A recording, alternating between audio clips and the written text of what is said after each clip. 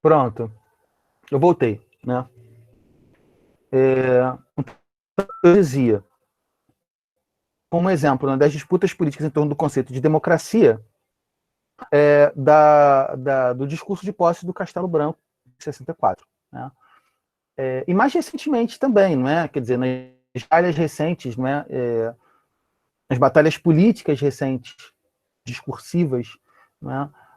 O Bolsonaro falando da necessidade de restaurar a democracia, né? Instituir um projeto de democracia verdadeira, né?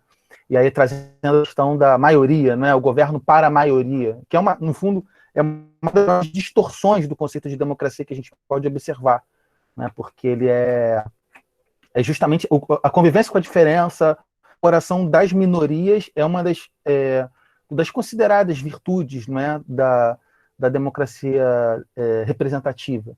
Né? Então, então, a primeira parte do argumento do Henrique, me parece essa, né? Tratar a polissemia de democracia e pensar a democracia como um conceito potencialmente moderno, de expectativa. Né? Então, é sempre precário, é sempre inconcluso, sempre conduz a uma expectativa. Né?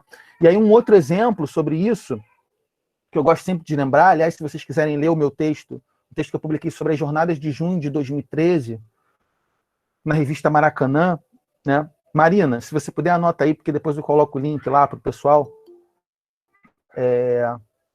Acesso, que é para pensar como é que é a expectativa democrática em estações de 2013, não é?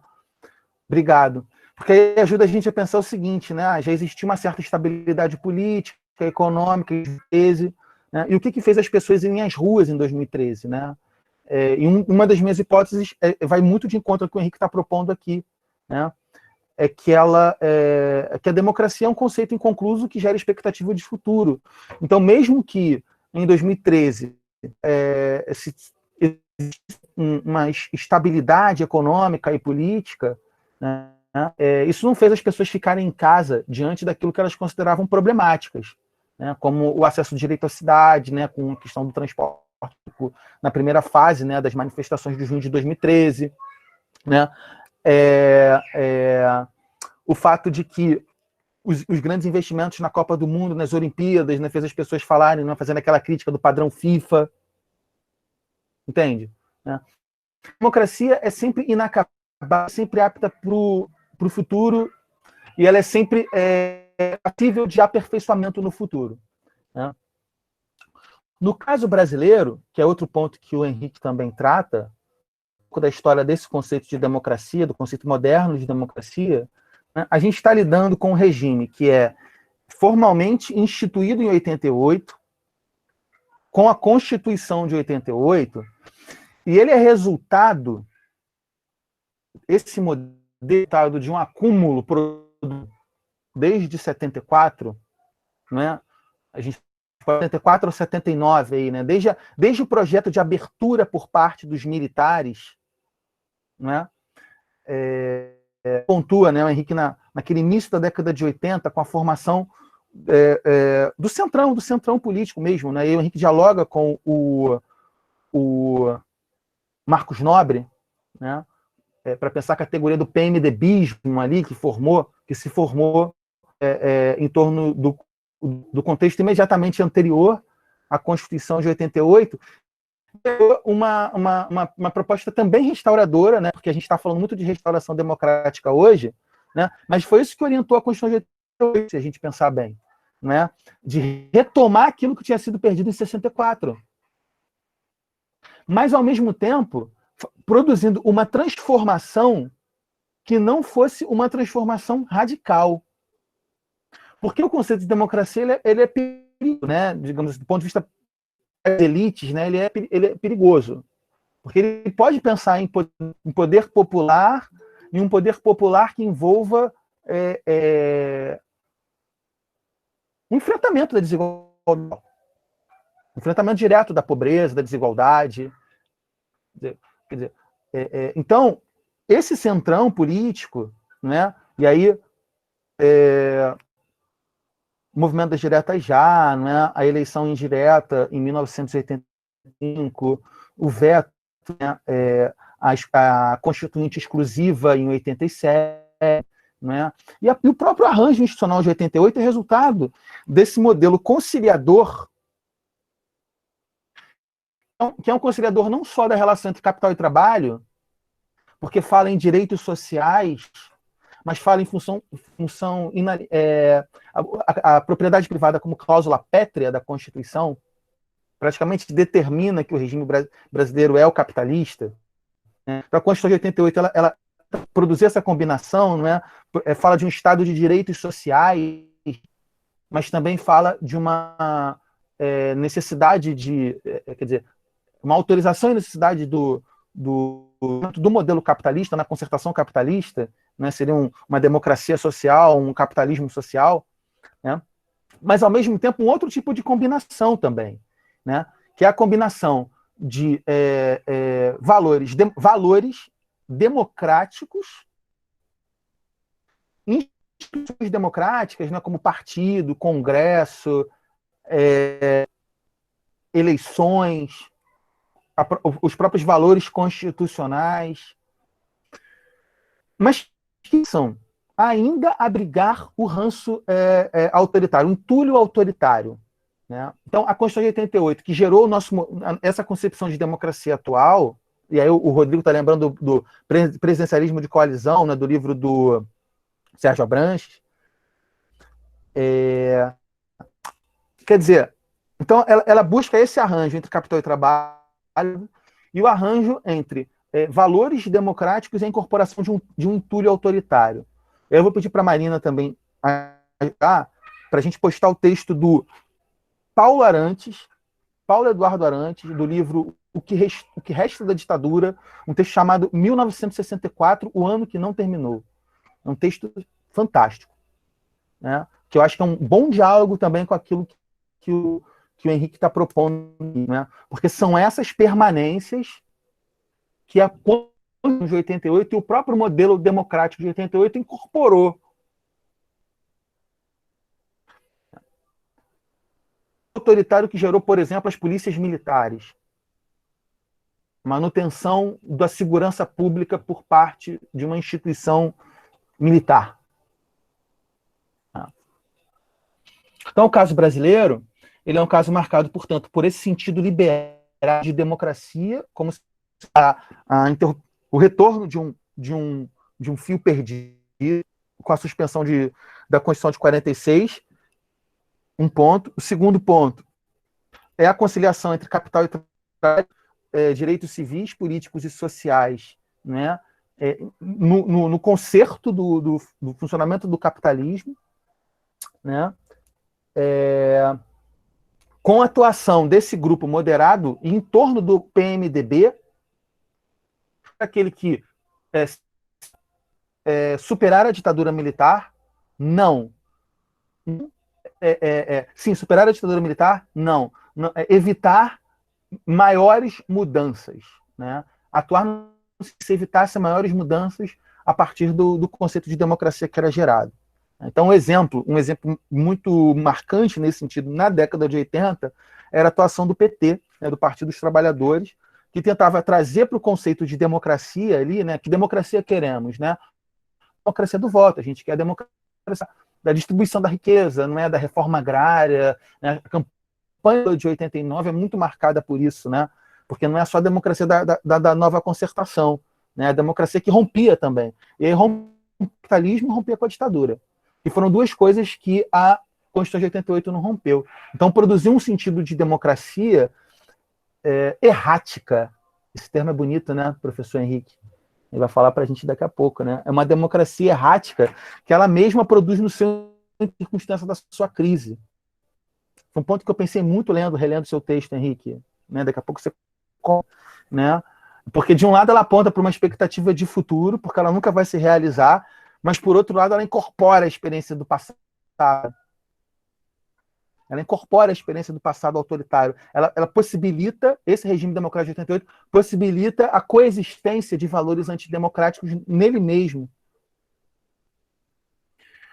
E aí é claro que nos últimos anos, de 2013 para cá, com as eleições de 2014 da Dilma, com a não a candidatura do Lula, com o governo Bolsonaro e com o quanto que isso foi crescendo, né, a gente acompanhou um pouco da trajetória ascendente dos valores antidemocráticos, né? Às vezes a gente podia pensar assim, né?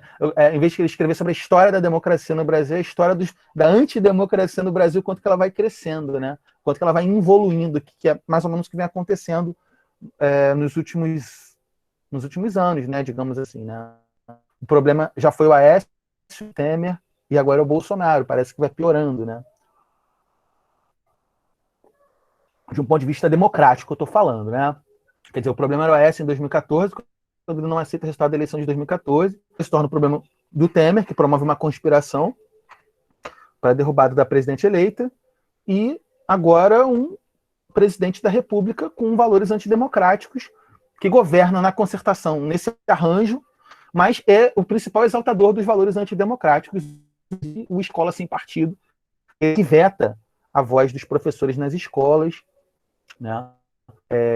E que é um exemplo claro desse ambiente antidemocrático que o texto trata, né?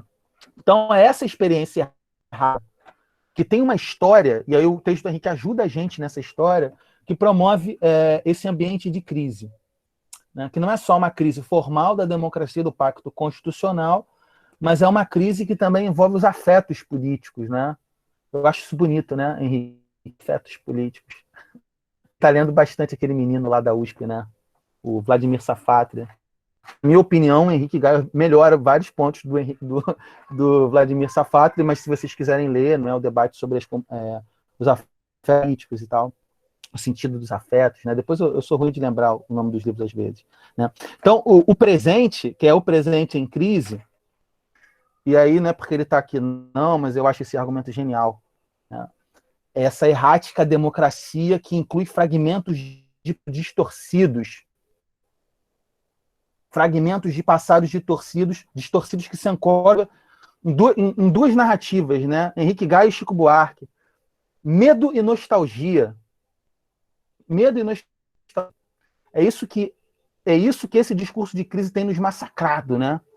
A nostalgia de um circuito dos afetos. Obrigado, Rafael. Livro do Vladimir Safatli, né? O presente em crise. Por isso que é muita história do tempo presente, exemplo que eu estava dando, né, na primeira aula, né, que é assim, o tempo presente não é a história da substituição do presente pelo passado contínuo, não. É a capacidade que nós, professores e historiadores, temos de reconhecer o funcionamento de diversos passados nesse ambiente do presente que é o nosso. Então, o que o Henrique está fazendo aqui é exatamente isso, quando ele diz, né, que o que esse presente em crise busca é a retomada do passado perdido. Qual é o passado perdido? É o passado da ditadura, a saudade da ditadura, a nostalgia, olha como era bom, porque não tinha violência, porque não tinha corrupção. Não é só esse passado perdido que restaurar, não. Eles tentam restaurar o passado racista, machista e antidemocrático, porque é isso que está em jogo nos valores, nessa crise dos valores democráticos, né? É como se a perspectiva aberta de futuro deles fosse justamente a memoração daquele passado perdido. Entendem? Né? É de volta para o passado mesmo. Né? E aí vale lembrar o exemplo da última, quer dizer, não da última, né, reunião, não foi uma reunião, né, foi um pronunciamento do Bolsonaro, né, naquele contexto da crise com o Moro. Prof. Piner, está chegando agora, de professor, seja bem-vindo. Então, desliguem isso, por favor, obrigado, né? Desligar os microfones. Quer dizer, o discurso que o Bolsonaro fez no dia que o Moro pediu demissão, né? E aí tem um texto fantástico que a gente vai publicar também, né? Da Jéssica e da Amanda, Jéssica Gaio e Amanda Danelli publicaram no Jornalistas Livres, né? Porque elas pegaram, né, só esse passado que o Henrique está se referindo aqui, que é o passado perdido. Nostalgiarismo é isso mesmo. Porque não é de uma certa ordem institucional, né? A saudade do AI-5, que saudade que eu tenho do AI-5, que saudade que eu tenho de silenciar as pessoas. Não precisava nem tanto de saudade. Quer dizer, o AI-5 sim, né? Eu acho que sim, mas eu acho que no funcionamento da democracia liberal representativa brasileira não precisava ter tanta saudade de 64, não, né? Porque tem muita coisa de 64 no concerto liberal. Não precisava nem de tanto. Mas o que eles mais ressentem, isso está presente muito no discurso do Bolsonaro naquele dia, né, da contenda com o Moro, é o recrudescimento desses valores machistas, racistas, claramente, porque eles sentem um mundo em dissolução. É um mundo que está em dissolução. O mundo da supersimplificação das coisas, né? Não existem matizes, né? São homens, mulheres, minorias, brancos, negros. É um mundo sem matizes, né? É o mundo da supersimplificação, que o Bolsonaro reivindica naquele discurso, que é o momento em que ele vai perder a retórica do combate à corrupção, quando ele perde, né, o apoio do Moro, né? O Sérgio Moro sai do governo, né? E depois ele diz que o Bolsonaro não combateu nenhuma, né? E aí parece que sem a retórica da corrupção, ele fica ainda mais nostálgico desses valores, que são os valores desse passado perdido. É a retomada do passado perdido com feições patriarcais, racistas, antidemocráticos, em que vetam a possibilidade de complexificação de futuros. Vetam a possibilidade de complexificação de futuros. Porque o caminho democrático, não estou falando do caminho democrático no interior dos petistas, não. Estou falando no que a sociedade estava para aquele momento. Né? Quer dizer, para aquela primeira década do século XXI, né? De política de cota, né? de cada vez mais constrangimento. É claro que o machismo e o racismo continuam, são muito fortes, né? Mas o constrangimento em torno disso é cada vez mais evidente, né, no interior da sociedade brasileira, né? Eles buscam uma restauração desses, né? Como se... Eu até fiz um esquema aqui. São os lastros de passado autoritário que orientam uma narrativa de medo, e aí a sensação é marcado pela violência, pela segurança pública, debate em torno da segurança pública, né? E com uma redução do futuro, como se o futuro estivesse reduzido ao passado. Né? Reduzido ao passado. Quer dizer, o máximo que o Brasil lançar é a ideia de Brasil do futuro. Eu vejo, é isso mesmo, Cazuza, né? O máximo que a gente consegue lançar é um feliz 64, um feliz 65, um infeliz, né? No caso, né? Então, o passado como futuro, o passado como ruptura, mas uma ruptura que leva a um desejo de retomada do passado. Né? Então, acho que essa é uma contribuição fantástica que a gente tem chamado de complexificação da realidade presente a partir da nossa experiência enquanto professores e historiadores.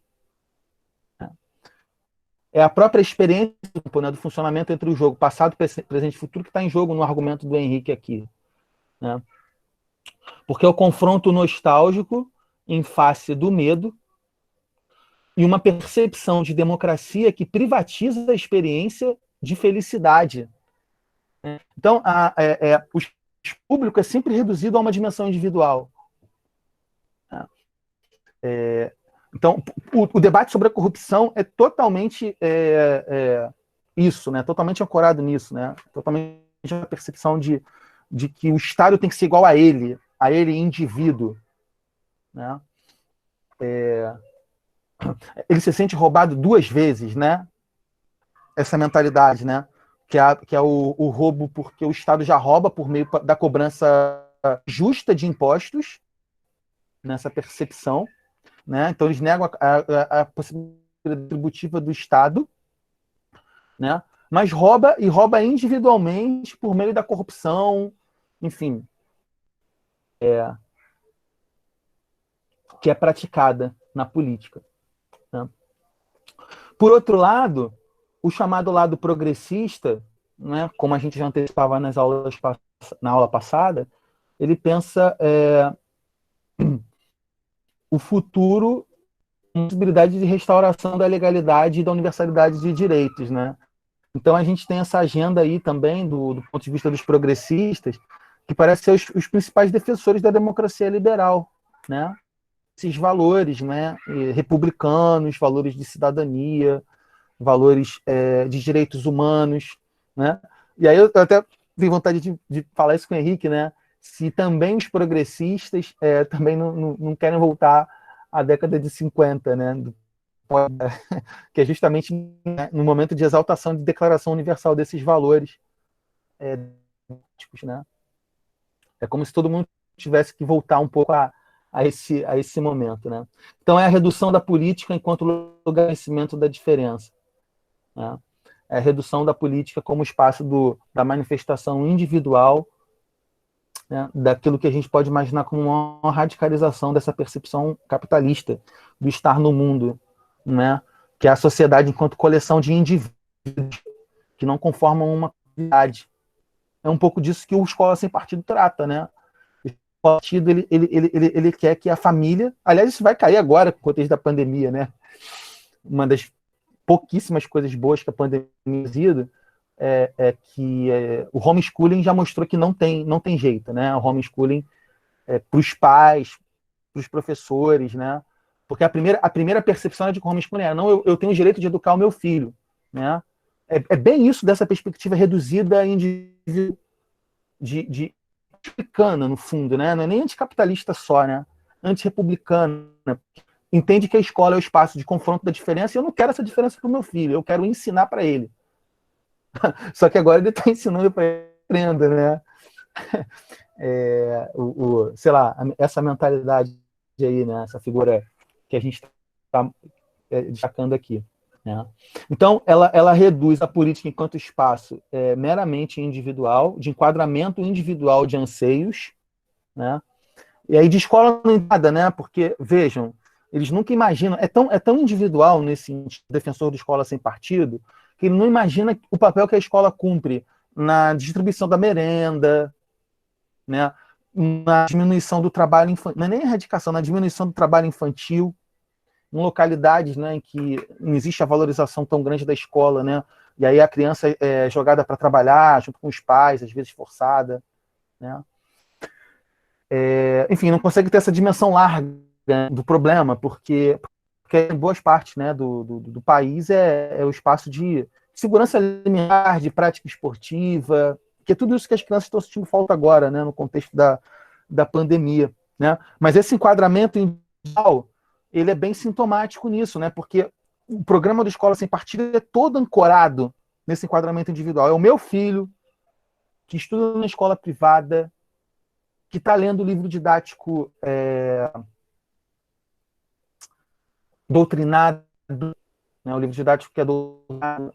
Então ele não está nem imaginando que aquele livro vai circular, porque tem uma dimensão nacional, o PNLD, Plano Nacional do Livro Didático. Ele não, né, não é bem isso que está em jogo, mas sim quanto aquilo que eu, como indivíduo ali naquele... Mas ele acha que o Estado tem que mudar todo em função do seu desejo individual. Bom, eu fiz essas provocações aqui ao texto do Henrique. Vocês leram também, a gente vai ter espaço para o debate. Eu vou fazer o seguinte, eu vou passar a palavra para ele agora, e aí eu vou deixar ele bem à vontade, tá? Principalmente para ele falar sobre as motivações do texto, né? Vou deixar um pouco ele falar também. E eu vou abrir outro vídeo e vou colocar ele na tela aqui para a gente, né?